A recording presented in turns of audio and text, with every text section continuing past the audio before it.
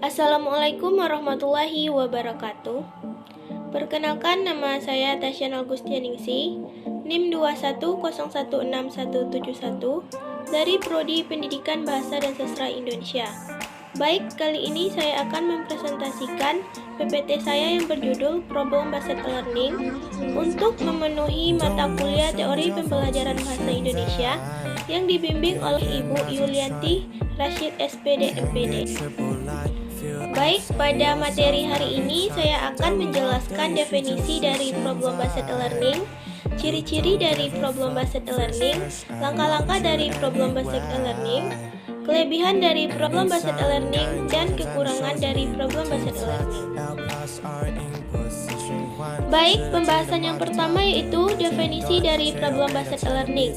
Problem Based Learning yaitu sebuah pendekatan yang memberi pengetahuan baru peserta didik untuk menyelesaikan suatu masalah. Dengan begitu, pendekatan ini adalah pendekatan pembelajaran yang partisipatif yang bisa membantu guru menciptakan lingkungan pembelajaran yang menyenangkan karena dimulai dengan masalah yang penting dan relevan atau bersangkut paut dan memungkinkan peserta didik memperoleh pengalaman belajar yang realistik atau nyata. Baik, pembahasan yang kedua yaitu ciri-ciri dari Problem Based Learning, di mana yang kita ketahui bahwa Problem Based Learning sebagai sebuah rangkaian kegiatan, mulai dari perencanaan, pelaksanaan, sampai evaluasi dalam proses pelaksanaan pembelajaran peserta didik yang tidak hanya sekedar mendengarkan, mencatat, kemudian menghafal materi pembelajaran, akan tetapi diharapkan aktif berpikir, berkomunikasi, mencari dan mengolah data, dan akhirnya menyimpulkannya. Yang kedua, pembelajaran berbasis masalah, menempatkan masalah sebagai kata kunci dari proses pembelajaran. Yang ketiga, pembelajaran berbasis masalah ini betapapun juga tetap dalam kerangka pendekatan ilmiah yang dilakukan dengan menggunakan pendekatan berpikir deduktif dan induktif. Baik, pembahasan yang ketiga yaitu langkah-langkah dari Problem Based Learning. Yang dapat kita ketahui bahwa langkah-langkah dari Problem Based Learning ini yaitu yang pertama, mengorientasikan peserta didik terhadap masalah. Yang kedua, mengorganisasi peserta didik untuk belajar. Yang ketiga, membimbing penyelidikan individual maupun kelompok. Yang keempat, mengembangkan dan menyajikan hasil karya. Yang kelima, menganalisis dan mengevaluasi proses pemecahan masalah.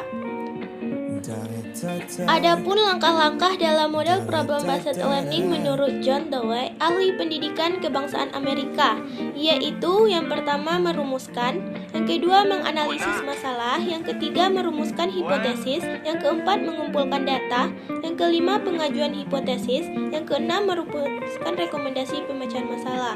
Sedangkan adapun menurut David Jason dan Johnson dalam Rianto tahun 2010 memaparkan 5 langkah melalui kegiatan kelompok atau langkah-langkah dalam Problem Based Learning ini, yaitu yang pertama mendefinisikan masalah, yang kedua mendiagnosis masalah, yang ketiga merumuskan alternatif strategi, yang keempat menentukan dan menerapkan strategi pilihan, dan yang terakhir yaitu melakukan evaluasi. Pembahasan yang ketiga yaitu kelebihan Problem Based Learning, di mana kelebihan dalam Problem Based Learning itu yang pertama, siswa didorong untuk memiliki kemampuan memecahkan masalah dalam situasi nyata. Yang kedua, siswa memiliki kemampuan membangun pengetahuan sendiri melalui kreativitas belajar. Yang ketiga, pembelajaran berfokus pada masalah sehingga materi yang tidak ada hubungan tidak perlu saat itu dipelajari oleh siswa. Hal itu mengurangi beban siswa dengan menghafal atau menyimpan informasi.